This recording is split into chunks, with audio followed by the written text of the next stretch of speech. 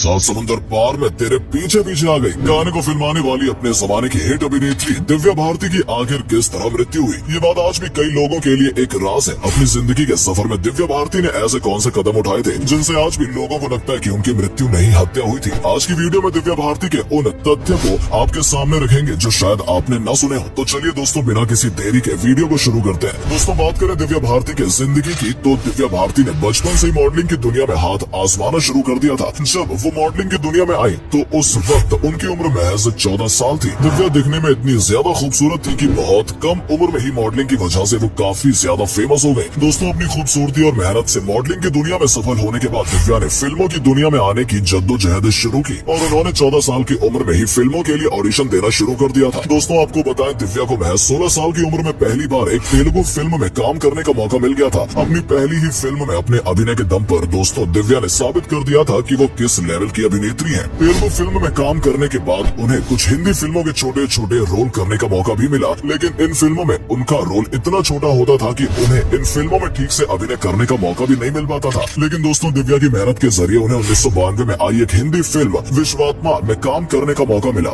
इस फिल्म में दिव्या भारती के सामने अहम किरदार में सनी देओल थे। विश्वात्मा 1992 की सबसे सफल फिल्मों में से एक थी। इस फिल्म में पहली बार दिव्या भारती के टैलेंट को लोगों ने देखा। दिव्या भारती की पहली हिंदी फिल्म विश्वात्मा के बाद उनके पास हिंदी फिल्मों के ऑफर की लाइन लग गई। बाद में उन्होंने शोला शबनम, गीत, दीवाना जैसी कई सुपरहिट फिल्मों में काम किया। 1992 में उनकी बैक टू बैक 10 फिल्में सफल रही। दोस्तों, अपनी फिल्मों के दौरान उन्होंने शाहरुख खान, ऋषि कपूर अभिनेताओं के साथ भी काम किया। 1992 में उन्हें अपनी फिल्म दीवाना के लिए सर्वश्रेष्ठ नवोदित अभिनेत्री के लिए फिल्म फेयर अवार्ड भी मिला। दोस्तों, दिव्या भले ही अपनी 19 साल की छोटी सी उम्र में मर गई हो, लेकिन उनकी शादीशुदा जिंदगी भी थी। अगर आपको बताएं उनकी शादी के बारे में, तो दोस्तों दिव्या भारती जब गोविंदा के साथ शोले और शबनम की शूटिंग कर रही थी, उसी दौरान उनकी मुलाकात फिल्म निर्माता साजिद नाडियाडवाला से हुई। दोस्तों, बताया जाता है कि फिल्म की शूटिंग के दौरान ही साजिद और दिव्या एक दूसरे के करीब आ गए थे। दिव्या भारती को साजिद नाडियाडवाला काफी ज्यादा पसंद आए। साजिद से मिलने के लिए कुछ दिनों बाद ही उन्होंने फैसला कर लिया था कि वो साजिद से ही शादी करेंगी। लेकिन दोस्तों, एक बड़ा सच ये भी है कि दिव्या से मिलने से पहले ही साजिद की शादी हो चुकी थी। लेकिन इसके बावजूद साजिद को भी दिव्या काफी पसंद आई। बाद में उन्होंने 10 मई 1992 में दिव्या भारती से शादी कर ली। दोस्तों, इन दोनों का धर्म अलग अलग था, इसलिए दिव्या भारती ने अपने पिता को नहीं बताया था कि वो साजिद से शादी करने वाली है। इसके साथ साथ साजिद नाडियाडवाला और दिव्या भारती ने तय किया कि वो अपनी शादी के बारे में अभी किसी को नहीं बताएंगे, क्योंकि दिव्या अभी अपना फिल्मी करियर शुरू ही कर रही थी। इसका असर उनके फिल्मी करियर पर पड़ सकता था। यही वजह थी उन्होंने शादी के बारे में किसी को नहीं बताया और इनकी शादी में दिव्या के घर वालों में से कोई मौजूद नहीं है। लेकिन बाद में जब दिव्या ने अपने पिता को अपनी शादी के बारे में बताया तो उन्होंने अपनी बेटी के इस फैसले को स्वीकार कर लिया। बाद में अपनी शादी के बाद दिव्या ने अपना नाम भी बदलकर सना नाडियाडवाला रख लिया था। साजिद नाडियाडवाला ने दिव्या भारती को मुंबई के वर्सोवा के तुलसी अपार्टमेंट में 5वीं मंजिल पर फ्लैट दिया, जिसमें दिव्या भारती रहती थी। इस फ्लैट में दिव्या और बस उनकी मेड ही रहती थी। दोस्तों, आपको बता दें, दिव्या की मौत इसी फ्लैट में हुई थी। दिव्या भारती का फिल्मी करियर सिर्फ 3 साल का था। इन 3 सालों के दौरान उन्होंने 20 फिल्में की। उनकी आखिरी फिल्म शतरंज थी, जिसमें उन्होंने जैकी श्रॉफ के साथ काम किया था।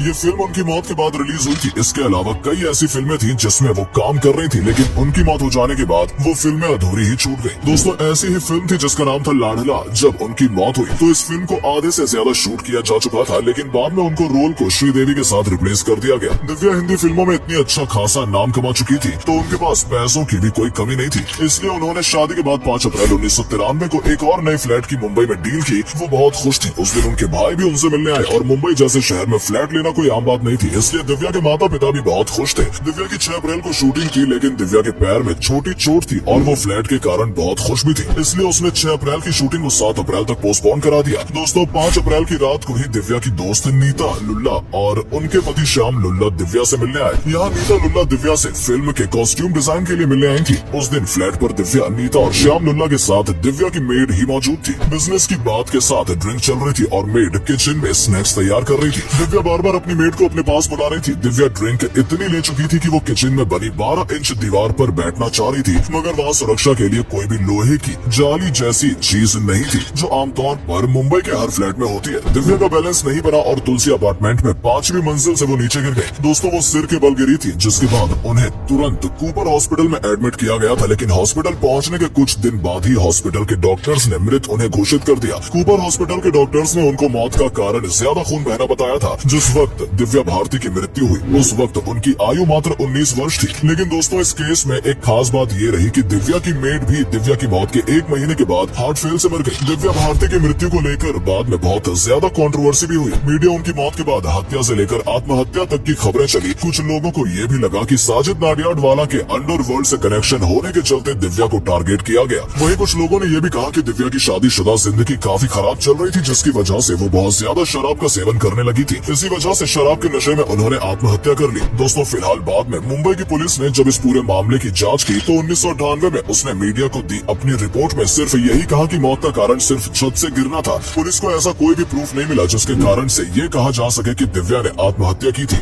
या फिर किसी ने उसकी हत्या कर दी। आज की वीडियो में दोस्तों इतना ही। आप कमेंट करके जरूर बताएं आपको दिव्या भारती का किरदार हिंदी फिल्मों में कितना पसंद आया था, और वीडियो अच्छी लगी हो तो वीडियो को लाइक जरूर करें। धन्यवाद।